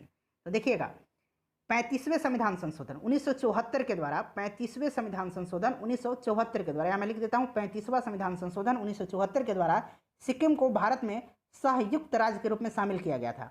जबकि 36वें संविधान संशोधन 1975, 36वें संविधान संशोधन 1975 के द्वारा सिक्किम को भारत का 22वां राज्य का दर्जा प्रदान किया गया। तो इस प्रश्न में ऑप्शन नंबर सी जो होगा इसका करेक्ट आंसर हो जाएगा। अगला क्वेश्चन देखिएगा कि बिहार को काट करके एक पृथक वनांचल राज्य बनाना संभव है? तो देखिए, राज्यों का निर्माण करने का अधिकार जो है अनुच्छेद 3 के अनुसार, आर्टिकल 3 के अनुसार संघीय संसद का है। अतः बिहार को काट करके पृथक वनांचल राज्य का बनाना संसद के प्रावधानों के द्वारा ही संभव है। तो इसमें से करेक्ट आंसर जो हो जाएगा इसका ऑप्शन नंबर डी हो जाएगा। ये राज्य विधान के द्वारा भी पारित करके गलत है, राज्यपाल के द्वारा अध्यादेश पारित करके ये भी गलत हो जाएगा, और संवैधानिक औपचारिकता को समाप्त करके ये भी जो है गलत हो जाएगा। तो ऑप्शन नंबर डी होगा इसका करेक्ट आंसर। 131 नंबर देखिए कि संविधान समीक्षा आयोग जिसे फरवरी 2000 में गठित किया गया था, इसके अध्यक्ष कौन थे? इंपॉर्टेंट क्वेश्चन है। तो इसके अध्यक्ष थे MN वेंकट चलैया, यानी कि ऑप्शन नंबर ए जो होगा इसका करेक्ट आंसर हो जाएगा। और यह जो आयोग था अपना रिपोर्ट जो है 2002 में पेश किया था, याद रखिएगा इसको। नेक्स्ट क्वेश्चन देखिएगा कि भारत के सर्वोच्च न्यायालय की स्थापना हुई थी, तो ये भारतीय संविधान के द्वारा हुई थी। ऑप्शन नंबर डी जो होगा इसका सही आंसर हो जाएगा। नेक्स्ट क्वेश्चन देखिएगा कि भारतीय सर्वोच्च न्यायालय में न्यायाधीशों की नियुक्ति कौन करता है? तो न्यायाधीशों की नियुक्ति जो है आर्टिकल 124(2) के अनुसार, यहाँ मैं लिख दे रहा हूँ, आर्टिकल 124(2) के अनुसार राष्ट्रपति सर्वोच्च न्यायालय के प्रत्येक न्यायाधीश को नियुक्त करता है। क्लियर है। ऑप्शन नंबर इसका बी जो होगा करेक्ट आंसर हो जाएगा। भारत के सर्वोच्च न्यायालय की स्वीकृत क्षमता यानी कि सैंक्शन स्ट्रेंथ जो है क्या है? तो देखिए, वर्तमान में जो है सर्वोच्च न्यायालय में न्यायाधीशों की संख्या कितनी हो गई है? 34 हो गई है। ठीक है फ्रेंड्स, याद रखिएगा, मुख्य न्यायाधीश सहित 34 न्यायाधीश हैं। तो इसमें से कोई भी आंसर जो होगा करेक्ट नहीं होगा, याद रखिएगा 34 होगा। अगला क्वेश्चन देखिएगा कि उच्च न्यायालय के न्यायाधीशों की संख्या वृद्धि करने की शक्ति किसके पास है? तो ये शक्ति जो है संसद के पास है। ऑप्शन नंबर सी जो होगा सही आंसर इसका हो जाएगा। नेक्स्ट क्वेश्चन देखिएगा कि सर्वोच्च न्यायालय के न्यायाधीशों की सेवानिवृत्ति की उम्र क्या है? तो सर्वोच्च न्यायालय की जो न्यायाधीश हैं उनकी सेवानिवृत्ति की उम्र आपसे पूछी जा रही है, तो सही आंसर हो जाएगा ऑप्शन नंबर सी 65 वर्ष। क्लियर है, 65 वर्ष है। अगला क्वेश्चन देखिएगा कि सर्वोच्च न्यायालय का न्यायाधीश अपने पद से त्यागपत्र किसको लिखकर दे सकता है? तो ये देख सकता है किसको? भारत के राष्ट्रपति को। ऑप्शन नंबर ए जो होगा इसका सही आंसर हो जाएगा। अगला क्वेश्चन देखिए कि न्यायिक पुनरावलोकन का अर्थ है कि सर्वोच्च न्यायालय, न्यायिक पुनरावलोकन का अर्थ यह है कि सर्वोच्च न्यायालय, चारों ऑप्शन आपके सामने हैं, तो इसका करेक्ट आंसर हो जाएगा किसी भी राज्य के कानून को अवैध घोषित कर सकता है, यानी कि ऑप्शन नंबर डी जो होगा इसका करेक्ट आंसर हो जाएगा। किसी राज्य का राज्यपाल नियुक्त किया जाता है, किसी राज्य का राज्यपाल नियुक्त किया जाता है, तो राज्यपाल राष्ट्रपति के प्रसाद पर्यंत जो है पद धारण करता है, और इसके अलावा वह कभी भी राष्ट्रपति को संबोधित करके अपना त्यागपत्र दे सकता है। तो प्रश्न पूछा जा सकता है कि राज्यपाल अपना त्यागपत्र किसको संबोधित करके दे सकता है? राज्यपाल तो राष्ट्रपति को देता है। ऑप्शन नंबर इसका जो हो जाएगा सी करेक्ट आंसर हो जाएगा। 140 नंबर प्रश्न देखिए कि राज्य सरकार का कार्यकारी अध्यक्ष यानी कि संवैधानिक प्रमुख कौन है? तो फ्रेंड्स यह है राज्यपाल। ऑप्शन नंबर बी जो होगा करेक्ट आंसर हो जाएगा। आर्टिकल 154(1) के तहत, आर्टिकल 154(1) 154 है, 1 के तहत राज्य की जो है कार्यपालिका शक्ति राज्यपाल में निहित होगी, जिसका प्रयोग वह इस संविधान के अनुसार स्वयं या अपने अधीनस्थ अधिकारियों के द्वारा करेगा। 141 नंबर देखिए, प्रश्न है कि संविधान, भारतीय संविधान के अनुसार राज्यों की विधायिका में सम्मिलित है। तो आप पढ़िए सारे प्रश्नों को। देखिए, राज्य की विधायिका में विधान परिषद एवं राज्यपाल गलत है, विधानसभा एवं विधान परिषद ये भी गलत है। विधानसभा एवं राज्यपाल, ये भी गलत है। राज्यपाल, विधानसभा और विधान परिषद, ये तीनों जो हैं राज्य की विधायिका में सम्मिलित होते हैं, लेकिन ये विधान परिषद जहाँ अस्तित्व है इसका वहीं पे होता है। ठीक है, तो इस तरह से बिल्कुल जो इसका करेक्ट आंसर हो जाएगा ऑप्शन नंबर 4 हो जाएगा। राज्यपाल, विधानसभा, विधान परिषद जहाँ इसका अस्तित्व हो, यानी कि विधान परिषद का जिस राज्य में अस्तित्व हो, तो करेक्ट आंसर हो जाएगा केवल 4। अगला क्वेश्चन देखिएगा कि भारत में राज्य विधान पालिकाओं का उच्च सदन कौन सा है? तो उच्च सदन जो है अनुच्छेद 168, ध्यान रखिएगा, अनुच्छेद 168 के अनुसार राज्यों की विधायिका में शामिल कौन कौन से हैं? राज्यपाल हैं, विधानसभा है और विधान परिषद है जहां इसका अस्तित्व अभी हम लोगों ने चर्चा किया है। और इसका जो उच्च सदन है वो कौन सा है? विधान जो है परिषद होता है, यानी कि ऑप्शन नंबर ए जो होगा इसका करेक्ट आंसर हो जाएगा। नेक्स्ट क्वेश्चन देखिएगा कि किसी राज्य में विधान परिषद की संरचना अथवा विघटन किया जा सकता है। फ्रेंड्स, इससे पहले हम लोगों ने, जैसे मैंने बताया कि आधुनिक भारत, मध्यकालीन भारत, टोटल साइंस को हम लोगों ने फिजिक्स, केमिस्ट्री, बायो को एक ही वीडियो में कवर कर लिया, अलग अलग सेपरेट। ठीक है, उसके बाद आज हमारा पॉलिटी भी खत्म हो गया, इकोनॉमिक्स का एक पार्ट हम लोगों ने कवर किया था। तो इस तरह से केवल हमारा जो है आधुनिक भारत और इकोनॉमिक्स का 2 पार्ट और शेष रह जाएंगे। तो अगर आपने नहीं देखा है तो देख लीजिएगा। तो इसका जो करेक्ट आंसर हो जाएगा 143 का, वो हो जाएगा केंद्रीय संसद के द्वारा, यानी कि ऑप्शन नंबर बी जो होगा इसका करेक्ट आंसर हो जाएगा। नेक्स्ट क्वेश्चन देखिएगा कि निम्नलिखित राज्यों में कहाँ विधान परिषद हैं? कहाँ विधान परिषद है ये आपको बताना है। तो विधान परिषद इसमें से दिया हुआ है केवल बिहार में है, ऑप्शन नंबर इसका डी केवल 4 जो होगा करेक्ट आंसर इसका हो जाएगा। नेक्स्ट क्वेश्चन देखिएगा कि भारतीय संविधान के निम्नलिखित अनुच्छेदों में से कौन राज्य की विधानसभाओं के निर्वाचन का प्रावधान प्रस्तुत करता है? तो फ्रेंड्स ये करता है अनुच्छेद 170। ठीक है, अनुच्छेद 170 विधानसभाओं की संरचना का। क्लियर है? चलिए नेक्स्ट क्वेश्चन देखेंगे। अगला क्वेश्चन है कि यदि किसी राज्य की विधानसभा का अध्यक्ष यानी कि स्पीकर पद त्याग करना चाहे तो उसे अपना त्यागपत्र देना चाहिए। तो इसको देना चाहिए विधानसभा के उपाध्यक्ष को, यानी कि ऑप्शन नंबर सी जो होगा इसका सही आंसर हो जाएगा। अगला क्वेश्चन देखिएगा कि किस उच्च न्यायालय ने यह फैसला दिया है कि एक ही बार में 3 बार तलाक कहने से तलाक होना गैर कानूनी है? तो ये दिया है इलाहाबाद उच्च न्यायालय ने, ऑप्शन नंबर बी जो होगा इसका करेक्ट आंसर हो जाएगा। देखिए 94 में पूछा गया प्रश्न है। अगला क्वेश्चन देखिएगा कि निम्नलिखित उच्च न्यायालयों में से कौन से एक से अधिक राज्य केंद्र शासित प्रदेश के लिए है? तो फ्रेंड्स ये जो है गुवाहाटी भी है और मुंबई भी है। ठीक है, गुवाहाटी उच्च न्यायालय एक से अधिक राज्यों के लिए है। इसकी क्षेत्र का जो अधिकारिता है वो असम, नागालैंड, मिजोरम एवं अरुणाचल प्रदेश तक है, जबकि मुंबई उच्च न्यायालय का क्षेत्राधिकार जो है वो महाराष्ट्र, दादर एवं नगर हवेली एवं दमन और दीव भी है और गोवा भी है। ठीक है, तो एक से अधिक इसका आंसर हो जाएगा, यानी कि ये भी हो जाएगा और ये भी हो जाएगा। नेक्स्ट देखिएगा कि बाबरी मस्जिद, राम जन्मभूमि का विवाद जो इलाहाबाद उच्च न्यायालय के समक्ष है एक प्रकार का है। तो यह जो है एक प्रकार का टाइटल सूट है, यानी कि स्वत्वाधिकार मुकदमा है, यानी कि ऑप्शन नंबर बी जो होगा करेक्ट आंसर इसका हो जाएगा। भारतीय संविधान का कौन सा अनुच्छेद संवैधानिक प्रावधानों की संघीय संसद राज्य विधान पालिकाओं द्वारा बनाए गए नियमों कानूनों पर प्राथमिकता प्रदान करता है? तो ये करता है आर्टिकल 13, यानी कि ऑप्शन नंबर ए जो होगा इसका सही आंसर हो जाएगा। नेक्स्ट क्वेश्चन देखिएगा कि निम्नलिखित में से कौन सा विषय समवर्ती सूची में है? तो देखिए समवर्ती सूची में जो है वो शिक्षा का विषय है। कौन सा है? शिक्षा जो है ये समवर्ती सूची के अंतर्गत आता है, ऑप्शन नंबर बी जो होगा इसका करेक्ट आंसर हो जाएगा। नेक्स्ट क्वेश्चन देखिएगा कि निम्नलिखित में से किस अनुच्छेद के अंतर्गत वित्त आयोग का गठन का प्रावधान है? तो वित्त आयोग का गठन का जो प्रावधान है वह आर्टिकल 280 में, यानी कि ऑप्शन ए जो होगा इसका करेक्ट आंसर हो जाएगा। और इसके गठन का जो शक्ति है वह भारत के राष्ट्रपति के पास है। नेक्स्ट क्वेश्चन देखिएगा कि भारत में संघीय वित्त आयोग संबंध रखता है। तो फ्रेंड्स ये रखता है राज्य एवं केंद्रों के वित्त से, यानी कि ऑप्शन नंबर बी जो होगा इसका सही आंसर हो जाएगा। योजना आयोग का स्थापना कब हुआ था? तो योजना आयोग की स्थापना जो है ये हुई थी 15 मार्च 1950 को। क्लियर है? अब इसके स्थान पर नीति आयोग की स्थापना कर दी गई है।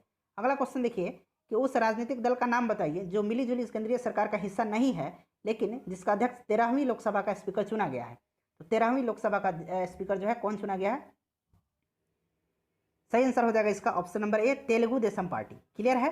तेलुगु देशम पार्टी, यानी कि ऑप्शन नंबर ए जो होगा इसका करेक्ट आंसर हो जाएगा। नेक्स्ट क्वेश्चन देखिएगा। अगला क्वेश्चन है हमारा कि भारत के विभिन्न राजनीतिक दलों को राष्ट्रीय या क्षेत्रीय दल का दर्जा देने का अधिकार किसको है? तो ये जो अधिकार है चुनाव आयोग के पास है, ऑप्शन नंबर सी जो होगा इसका करेक्ट आंसर हो जाएगा। भारत के राजनीतिक दलों के संबंध में निम्नलिखित कथनों पर विचार कीजिए। तो एक एक कथन को आप पढ़िए और बताइए कि इनमें से कौन सा कथन जो है सत्य है। तो देखिए चारों कथन जो है ना सत्य दिए हुए हैं। आप वीडियो को पॉज कर लीजिए और इसको पढ़ लीजिए। चारों कथन जो दिए हुए हैं सत्य दिए हुए हैं। तो इस तरह से इसका जो करेक्ट आंसर हो जाएगा वो हो जाएगा ऑप्शन नंबर डी, 1, 2, 3 और 4 चारों जो है सही है। नेक्स्ट क्वेश्चन देखिए कि निम्न में से किस वर्ष सरकारिया आयोग, जिसे केंद्र राज्य संबंधों में परिवर्तन की संस्तुति का अधिकार दिया गया था, अपना प्रतिवेदन जमा किया था? तो ये जमा किया था 1987 में, यानी कि ऑप्शन नंबर डी जो होगा करेक्ट आंसर हो जाएगा। देखिए 64वीं बीपीएससी में पूछा गया प्रश्न है, जरूर आप ध्यान रखिएगा इसको। अगला क्वेश्चन देखिएगा कि पंचायत के चुनाव कराने हेतु निर्णय किसके द्वारा लिया जाता है? यह जो निर्णय है यह लिया जाता है राज्य सरकार के द्वारा, और ग्राम पंचायत का जो गठन का प्रावधान है वो आर्टिकल 40 में है। नेक्स्ट क्वेश्चन देखिएगा कि पंचायती राज विषय है, तो पंचायती राज जो है यह विषय है राज्य सूची का, यानी कि ऑप्शन नंबर सी जो होगा इसका करेक्ट आंसर हो जाएगा। और पंचायत चुनाव का जो है इसको कराना किसकी जिम्मेवारी होती है? तो यह राज्य सरकार की होती है। निम्नलिखित में से किसका निर्माण पंचायती राज व्यवस्था के तहत हुआ था? पंचायती राज व्यवस्था के तहत किसका निर्माण हुआ था? तो सही आंसर इसका हो जाएगा ऑप्शन नंबर सी, ग्राम पंचायत का। किसका हुआ था? ग्राम पंचायत का। 2 अक्टूबर 1959 को नागौर में पंचायती राज व्यवस्था का उद्घाटन पंडित जवाहरलाल नेहरू के द्वारा किया गया। अगला क्वेश्चन देखिएगा कि भारतीय संविधान के निम्नलिखित अनुच्छेदों में से कौन सा अनुच्छेद राज्य की सरकारों को ग्राम पंचायतों को संगठित करने का निर्देश देता है? तो अभी मैंने बताया था कि ग्राम पंचायतों के संगठन का जो है किस अनुच्छेद में चर्चा है? अनुच्छेद 40 में है, और ये राज्य के नीति निर्देशक सिद्धांत के अंतर्गत आता है। आप सभी जानते हैं कि 36 से लेकर के 51 तक में राज्य के नीति निर्देशक तत्व हैं।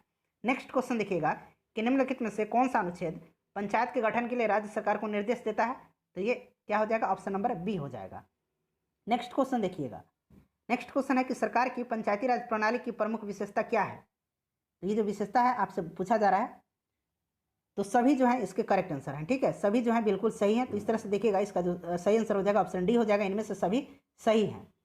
अगला क्वेश्चन देखिएगा कि पंचायत राज की 3 स्तरीय प्रणाली में आते हैं। तो पंचायत राज की जो 3 स्तरीय प्रणाली है इसमें क्या क्या आते हैं?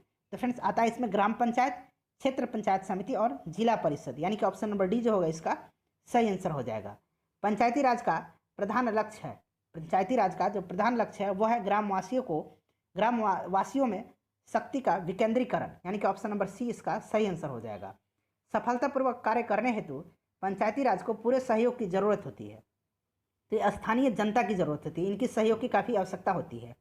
भारत में पंचायती राज प्रतिनिधित्व करता है, ये जो प्रतिनिधित्व करता है ये करता है शक्तियों के विकेंद्रीकरण, ये भी सही है, लोगों की हिस्सेदारी ये भी सही है, सामुदायिक विकास ये भी सही है, यानी कि ऑप्शन डी ये सभी इसके करेक्ट आंसर हो जाएंगे। 169 नंबर देखिए कि पंचायती राज को किसके अंतर्गत स्वशासन की इकाई के रूप में संगठित किया गया? तो इसका करेक्ट आंसर जो होगा वो भारतीय संविधान के 73वें संशोधन, ऑप्शन नंबर डी जो होगा करेक्ट आंसर हो जाएगा। 73वां संविधान को संशोधन कब हुआ था? ये 1992 में हुआ था, ये भी आप जरूर ध्यान रखिएगा। नेक्स्ट क्वेश्चन देखिएगा कि जिस समिति के सिफारिश पर भारत में पंचायती राज की स्थापना की गई उसका अध्यक्ष कौन था? तो उसके अध्यक्ष थे बलवंत राय मेहता, ऑप्शन नंबर सी जो होगा करेक्ट आंसर हो जाएगा। ठीक है, याद रखिएगा, मोस्ट इंपॉर्टेंट है बलवंत राय मेहता समिति। भारत में पंचायती राज की अनुशंसा के लिए बनी समिति के अध्यक्ष कौन थे? तो फ्रेंड्स इसका अध्यक्ष थे बलवंत राय मेहता, ऑप्शन नंबर ए जो होगा सही आंसर हो जाएगा। नेक्स्ट क्वेश्चन देखिए कि भारत में पंचायती राज व्यवस्था सर्वप्रथम राजस्थान और कहाँ प्रारंभ हुई? तो राजस्थान और आंध्र प्रदेश में, यानी कि ऑप्शन नंबर डी जो होगा इसका सही आंसर हो जाएगा। ध्यान रखिएगा 2 अक्टूबर 1959 को राजस्थान के नागौर जिले में हुई, उसके बाद आंध्र प्रदेश में हुई थी। नेक्स्ट क्वेश्चन देखिएगा, दूसरा राज्य आंध्र प्रदेश है, ठीक है, पहला राज्य जो है ये राजस्थान है, इस तरह से याद रखिएगा। नेक्स्ट क्वेश्चन देखिए पंचायती राज सर्वप्रथम प्रवर्तित किया गया, तो सबसे पहले ये कहाँ किया गया? ये किया गया राजस्थान में, और दूसरा कौन सा राज्य है? आंध्र प्रदेश है, तो दोनों को ध्यान रखिएगा। निम्नलिखित में से किस कमेटी आयोग ने न्याय पंचायत बनाने की सिफारिश की थी? तो फ्रेंड्स ये किया था अशोक मेहता कमेटी ने, ऑप्शन नंबर बी जो होगा इसका सही आंसर हो जाएगा। अशोक मेहता कमेटी का जो गठन है 1977 में जनता पार्टी सरकार के द्वारा किया गया था पंचायती राज व्यवस्था में सुधार करने हेतु, पंचायती राज व्यवस्था में सुधार करने हेतु। नेक्स्ट क्वेश्चन देखिएगा कि निम्नलिखित में से कौन सा कार्य स्थानीय स्वशासन के अधिकार क्षेत्र में नहीं आता है? तो यहाँ पे चारों ऑप्शन दिए हुए हैं, आप चारों पढ़ के बताइए कि कौन से नहीं आते हैं। तो फ्रेंड्स इसका जो सही आंसर हो जाएगा वो हो जाएगा सार्वजनिक अनुशासन का रख रखाव, ये जो है नहीं आता है, option number D correct answer हो जाएगा। नेक्स्ट क्वेश्चन है कि पंचायती राज प्रणाली किस सूची में है? तो पंचायती राज जो है ये राज्य सूची में, अभी थोड़ी देर पहले हम लोगों ने इस प्रश्न पर चर्चा किया था। 77 नंबर देखिए कि किस राज्य या किन राज्यों में पंचायती राज संस्थानों में स्त्रियों के 50% आरक्षण को वैध किया गया है?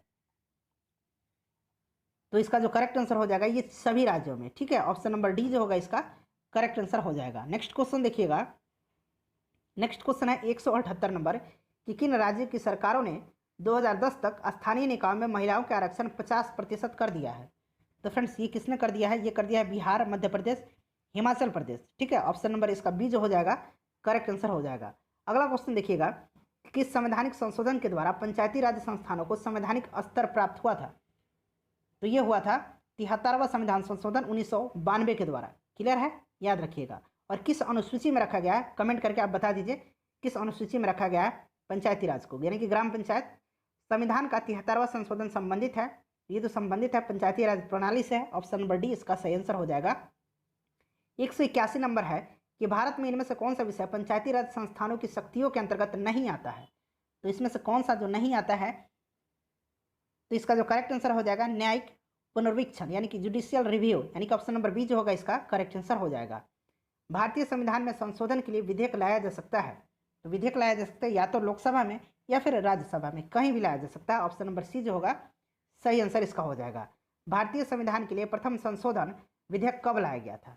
तो प्रथम लाया गया था 1951 में। देखिए प्रथम से याद रखिएगा पहला, और 1951 में एक है ना पहला, तो इस तरह से रिलेट कीजिएगा। 1950 प्रथम शब्द आएगा ना, तो 1950 भी आप छांट दीजिएगा, 1955 भी छांट दीजिएगा, 52 भी छांट दीजिएगा, 1951 ऐसे रिलेट करके आप याद रखिएगा। क्लियर है, चलिए अगला क्वेश्चन देखिएगा। नेक्स्ट क्वेश्चन है कि निम्नलिखित में से किस संविधान संशोधन अधिनियम को लघु संविधान कहा जाता है? मोस्ट इंपॉर्टेंट क्वेश्चन है। लघु संविधान किसको कहा जाता है?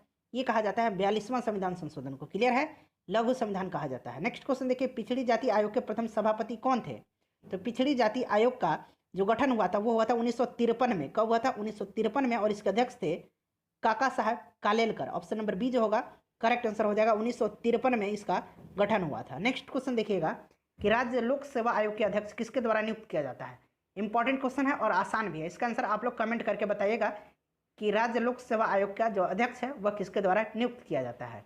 187 नंबर देखिए कि भारत में मतदान के लिए प्रयोग की जाने वाली मशीन वीवीपैट का संस्करण क्या है? बताइए इसका जो संस्करण है वो क्या है? तो देखिए वीवीपैट का फुल फॉर्म आपको पता होना चाहिए, voter verified paper audit trial.